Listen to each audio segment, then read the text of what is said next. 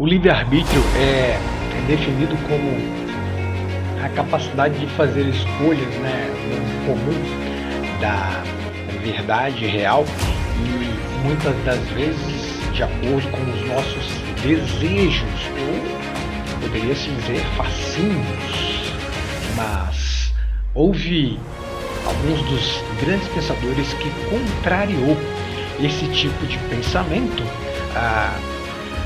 assim como estudar, né, sobre esse tema, para eles era algo tão vasto e inicialmente foram abordados problemas dizendo que o homem tem um livre-arbítrio, sim, mas lhe falta liberdade para usufruir de todos. Por exemplo, a palavra ilusão, ela vem acompanhada de muitas escolhas, muitas das vezes que dá errado, claro, e deixa o ser humano bagunçado.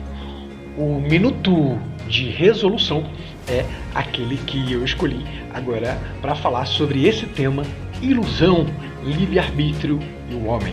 Vamos lá?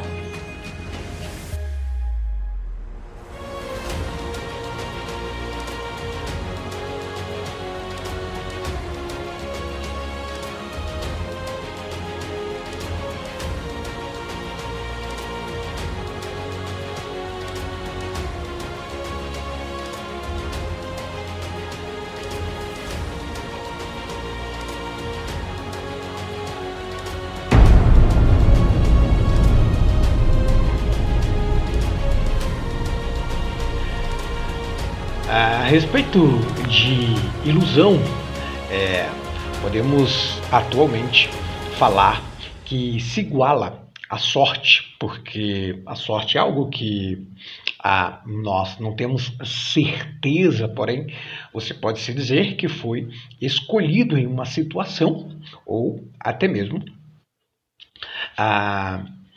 selecionado por um acaso ou a força de um poder maior e você foi selecionado. Há materiais vastos sobre essa questão e eu queria trazer esse momento escolhido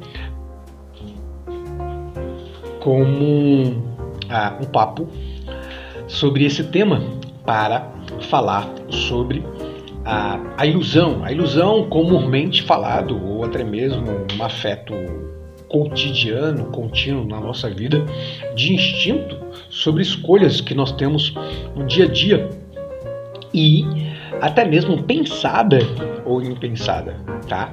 Porém, eu tenho como base, teologicamente, um material que tem a área da teologia chamada sobre justificação pela fé. E existe um livro, existe vários, né?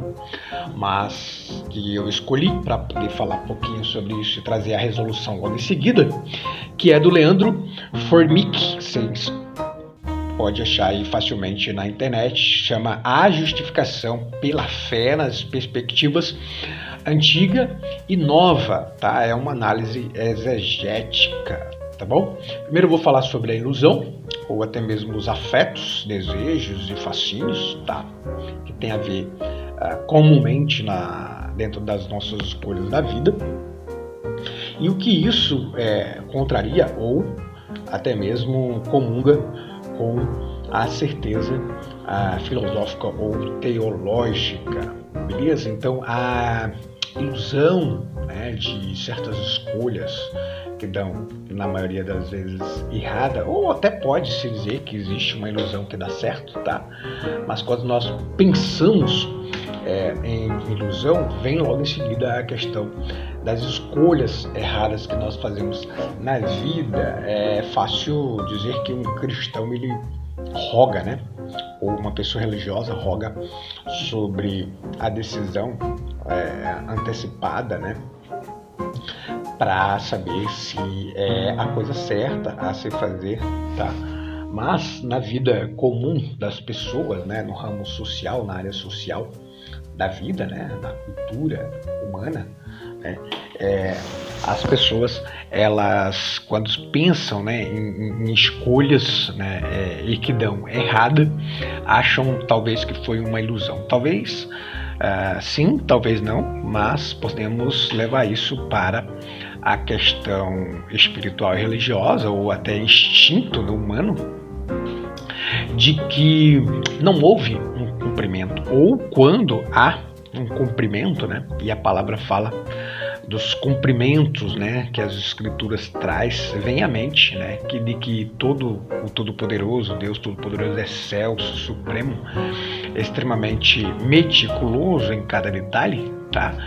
Para que a sua vontade soberana prevaleça, interfere, né, ou permite, né, que é aquela coisa muito comum. Isso nos leva a pensar em alguns temas mais polêmicos do cristianismo, como, por exemplo, o livre-arbítrio, né, ou até mesmo a liberdade que você tem de escolher, né, a soberania, por exemplo, e a providência de Deus vem sobre o acaso, resumir essa trajetória daquilo que nós inicialmente escolhemos. Mas a ilusão é algo muito comum, a palavra mais de um sentimento, né, mais comum que nós temos, para que justamente possamos explorar, esses temas, mas amplamente, tá, com uma ajuda de grandes mestres nessa área da justificação ou do livre-arbítrio, tá, como R.C. Sproul, o Lewis Berkhoff, né, o Wayne Grudem e outros, né, até John Piper mesmo é um cara legal, mas tem outros mais antigos também, tá, e Agostinho e Tomás de Aquino falaram muito sobre isso também, tá, mas para que a gente possa aprender sobre o tema, tá bom? Que foi o que eu escolhi. Não, agora não, papai tá trabalhando, tá? Calma aí. Então a pretensão de quem tem um intuito, né, de fazer escolhas que dê certo, né, sem planejar, o que nós percebemos é que alguém teve ilusão de fazer algumas escolhas. Por exemplo, a área da sorte, por exemplo, né, a área da sorte, como eu falei antes, que é como você pensar que foi escolhido, né, diante do acaso ou de milhares de situações, coisas e pessoas no mundo, que você foi o único ali escolhido, porém esquecemos de que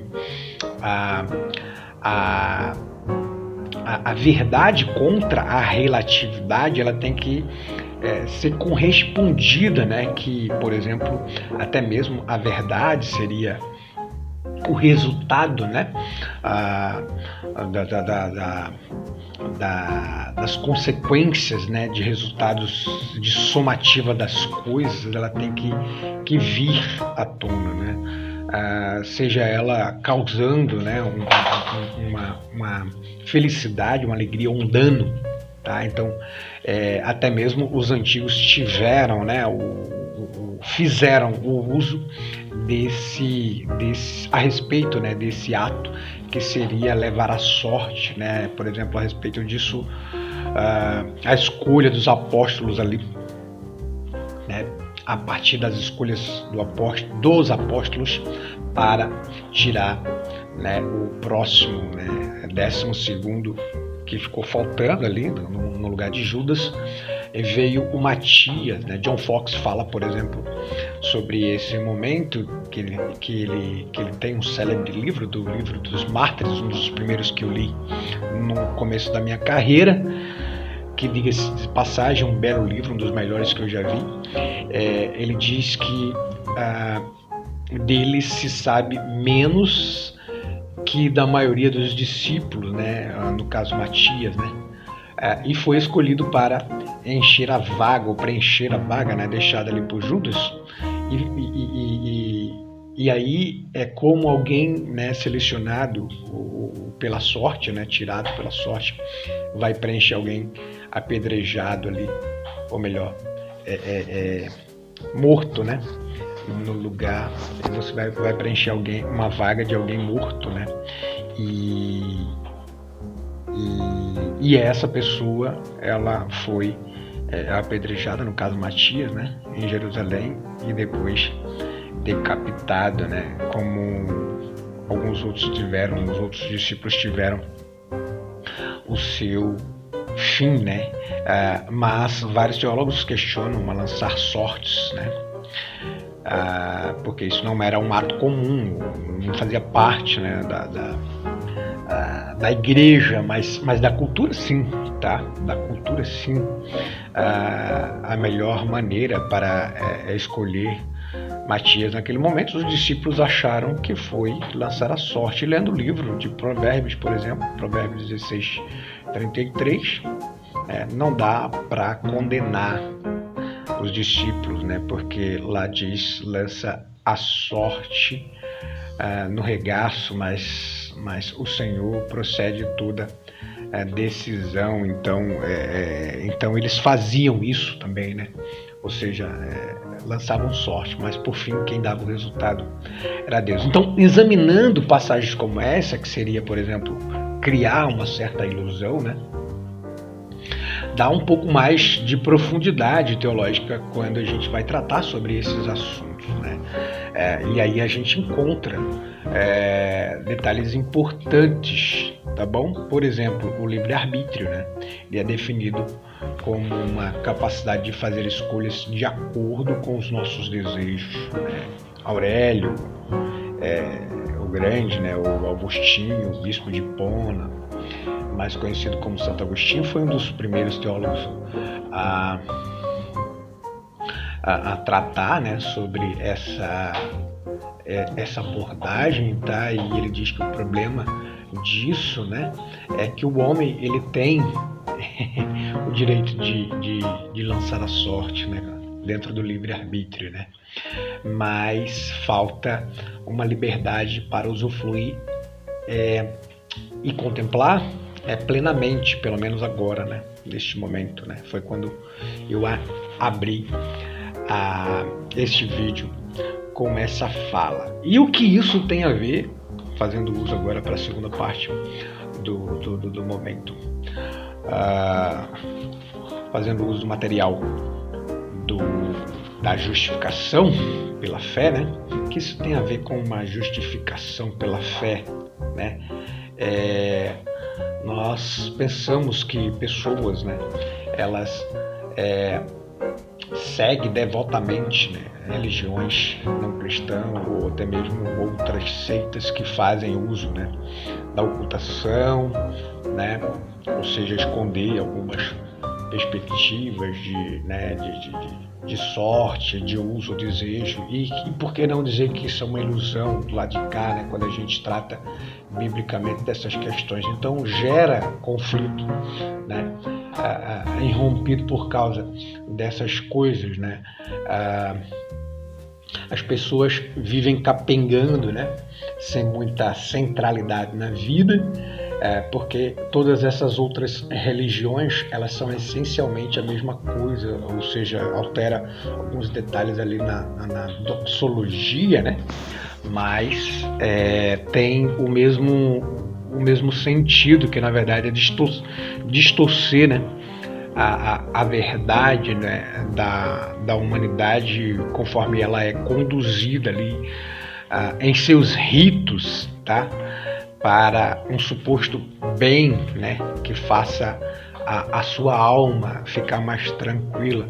Porém, a religião ela não é um tratamento de uma unidade, né, na verdade, como sendo todas as doutrinas juntos tendo o mesmo sentido, mas no significado central, né,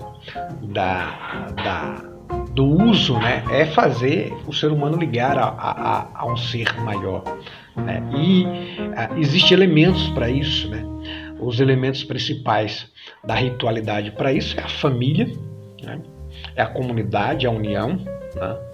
Tá bom? Então eu digo que nós, como humanidade, estamos esquecendo disso porque tudo irrompe com essa inclusão de muitas coisas para que essa verdade nos conduza à salvação, porque as leis, né, a educação, a família, são bases, pilares para o ser humano raciocinar e pensar. E como você pode não, talvez, escolher esses caminhos, esses pilares juntos para fazer as suas escolhas antecipadamente e que isso não se torne uma ilusão futura, né?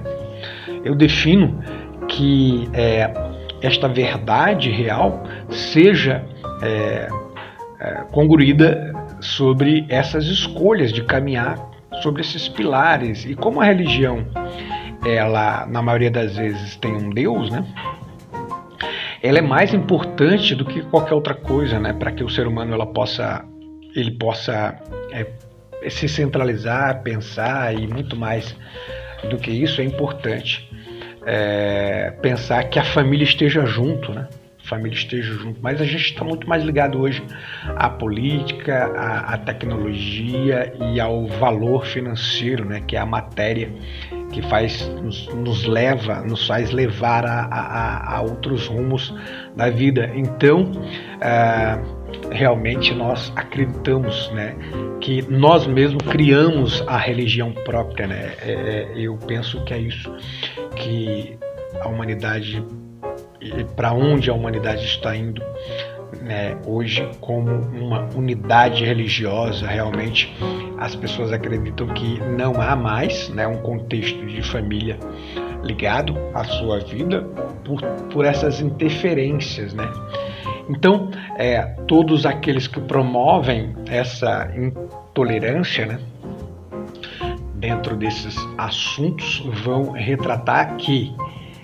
tratar Cristo como alguém que ele não foi realmente como está escrito, né? E aí há novas interpretações, né? Porque no cristianismo ele é o nosso Deus, né?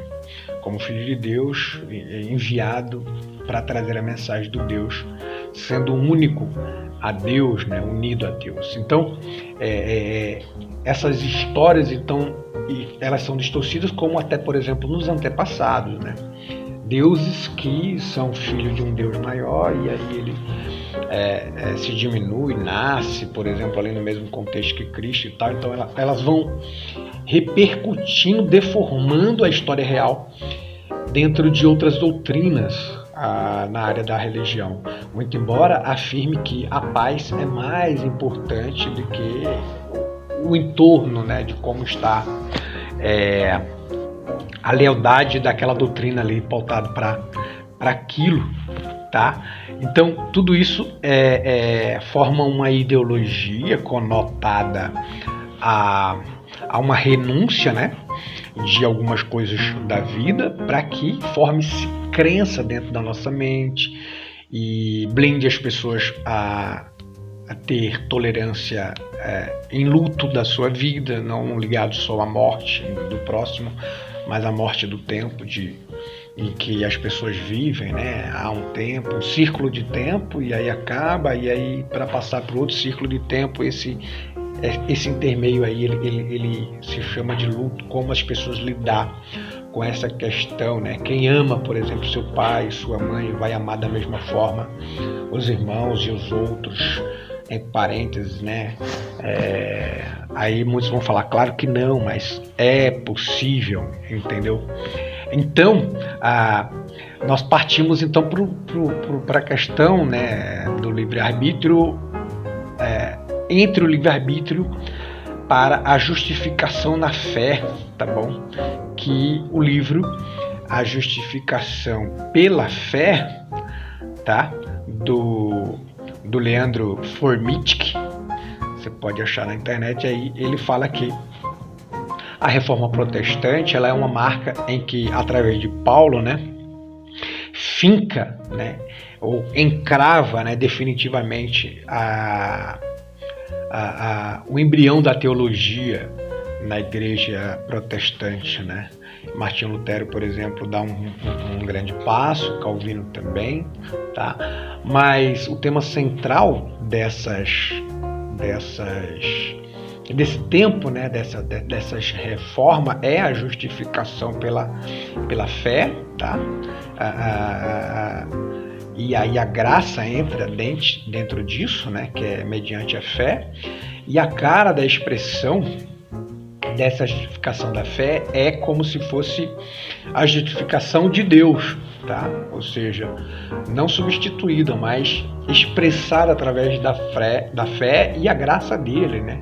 Então, Lutero entendeu isso, Calvino também, foi trabalhado muito bem, e eles vão trabalhar esses pontos, né? Esse autor vai trabalhar esses pontos. Então, mais que tema central é isso, tá? Então, para toda a leitura da Bíblia, né, mesmo entre o Antigo e o Novo Testamento, essa interpretação tem que estar unida ali na sua mente para que você possa perceber que a história inteira da Bíblia, né, ela é a contagem de um povo selecionado para formar a nação de Deus através dessa eleição, né, E aí é claro que muitos podem dizer que, se não concorda, né, com a salvação unicamente pela fé escolhida por Deus, né, sem a nossa interferência de escolha, é possível uma quebra, uma perda, né, e tal.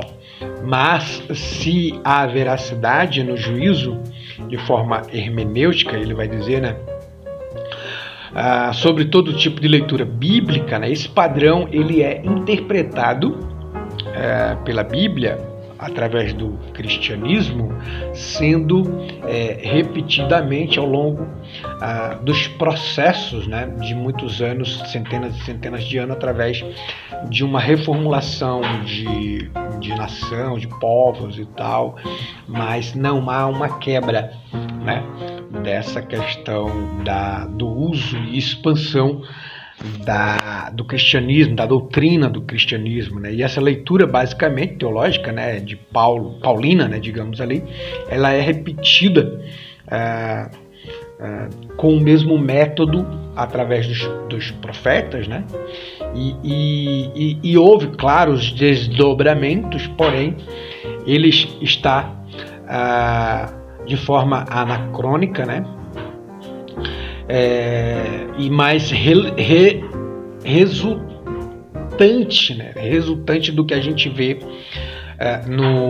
no judaísmo, né? No hebraísmo e judaísmo, são os hebreus e os judeus, através dele, no nosso tempo, já para o Novo Testamento, né? Por isso que o tema do livro é a justificação pela fé, nas perspectivas do Antigo e do Novo Testamento. Então ele junta, né, essa questão da justificação, comprovando que no Antigo Testamento já existia esse pensamento, tá? Então devemos pensar dessa forma, lendo biblicamente, e esse material vai ajudar você a perceber. E aí ele continua dizendo que, entretanto, já há mais de um século que vem se levantando a questão da justificação pela fé, né, como tradição, porque isso basicamente é uma teologia histórica, tá? Diversos pensadores judeus e cristãos que desejavam fazer uma revisão dessa leitura protestante de Paulo já vinham mostrando as evidências explícitas e implícitas nas próprias cartas, né, de Paulo a respeito desse assunto. Bom, porém, o que se entende é que com o acúmulo de pesquisas, né, ao longo desse surgimento, mesmo fazendo uso de novos métodos, não houve muita mudança, mesmo tendo aí o período da Renascença, né, com a modernidade, tais pesquisas têm apontado. É mais natural historicamente pensar e compreender que o âmbito bíblico, ele tanto no Antigo como no Novo Testamento, em sua totalidade, segue esse método